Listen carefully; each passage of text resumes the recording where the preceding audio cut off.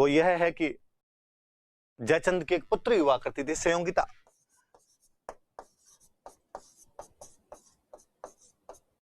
जयचंद की संयोगिता नाम की एक पुत्री थी और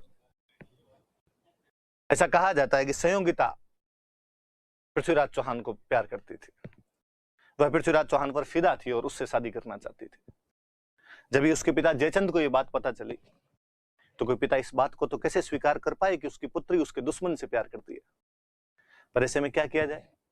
पता चल जाए कि भाई वो अड़ी हुई कि मैं पृथ्वीराज से शादी करूंगा। गांव में घरों में हम इधर उधर आसपास में जब देखते हैं कि ऐसा कोई मैटर आता तो घर वालों को लगता है फटाफट और किस शादी कर दो।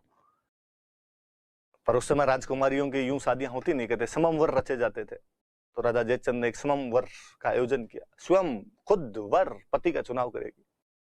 भारत के तमाम राजकुमारों को पीले चावल भेजे गए कि अपने रिज्यूम के साथ में हाजिर हो।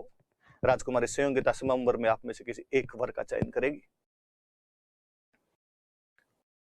पृथ्वीराज चौहान को छोड़कर उस सममवर में पृथ्वीराज चौहान को बुलाया नहीं गया, बाकी सबको बुलाया गया। ऐसा भी कहा जाता है कि जयचंद इससे भी थोड़े आगे बढ़े और उन्होंने पृथ्वीराज चौहान की स्टेच्यू बनवाई। उस स्टेच्यू को वहां पर खड़ा कर दिया जहां पर गेट कीपर खड़ा होता है, जहां पर स्लीपर खोलते हैं लोग, चप्पलें खोलते हैं, जूते उतारते हैं आकर। इसके माध्यम से जयचंद ये संकेत देना चाहते थे, सिंबल देना चाहते थे, बताना चाहते थे कि पृथ्वीराज चौहान की औकात, उसकी हैसियत केवल मेरे गेट कीपर की है, राजकुमारी से शादी की बात तो बहुत दूर की है। बाकी सब राजकुमार पंडाल के अंदर बैठे हुए, पृथ्वीराज चौहान की बाहर मूर्ति खड़ी हुई। राजकुमारी संयोगिता के हाथ में वरमाला दी गई और उनको कहा गया कि ये तमाम राजकुमार जो है आप इनका परिचय प्राप्त कीजिए, इनमें से जो भी आपको पसंद आए उसके गले में वरमाला डाल दीजिए। राजकुमारी संयोगिता एक एक से पूछती है कि पिछले टेस्ट में कितने नंबर आए थे, मेवाड़ मारवाड़ दोनों कंप्लीट है क्या, करंट भी पढ़ते हो या नहीं पढ़ते हो, साथ में पॉलिटी वाले टेस्ट की तैयारी कर रखी है या नहीं कर रखी है, शाम को लाइव क्लास में आते हो कि नहीं आते हो। तो जो शाम को लाइव में नहीं आते थे उनको तो वैसे ही उसने रिजेक्ट कर दिया था। उसने कहा नहीं, इन लोगों को तो कोई मतलब ही नहीं है, पढ़ाई की तरफ ध्यान ही नहीं है इनका। फिर जो लाइव में भी आता था, जिसके टेस्ट में नंबर भी अच्छे आते थे, जो नोट्स भी खुद बनाता था, पीडीएफ का इंतजार नहीं करता था, हाँ जो पीडीएफ करते रहते थे उनको भी उसने रिजेक्ट कर दिया था। उसने कहा नहीं, इनमें से तो किसी आदमी को नहीं लूंगी।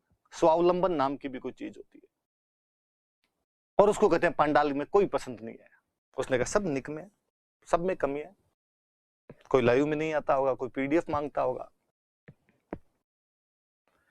और कहते हैं कि संयोगिता बाहर निकली और उसने पृथ्वीराज चौहान की जो स्टेच्यू लगी हुई थी उसके गले में माला डाल दी। आगे की कहानी कुछ यूं है कि इसी दौरान पृथ्वीराज चौहान अपनी आर्मी लिए हुए बाहर छुपा हुआ था, बाहर खड़ा था। संयोगिता पहले ही उसके पास मैसेज भेज चुकी होगी और पृथ्वीराज चौहान वहां से संयोगिता को लेकर अपने घोड़े पर फरार हो जाता है। जयचंद की सेना को जब पता चलता है, उसका पीछा करने की कोशिश करते हैं, तो पृथ्वीराज चौहान की सेना के खूब सारे लोग जगह जगह पर उनका मुकाबला करते हैं और अपने राजा को इतना समय देते हैं कि वो दिल्ली पहुंच जाए। तो पृथ्वीराज चौहान जयचंद की पुत्री को बलपूर्वक वहां स्वयंवर से लेकर आ जाता है और शादी कर लेता है उससे। तो संयोगिता जो कि जयचंद की बेटी थी, उसे भी इनके बीच का एक कारण माना जाता है।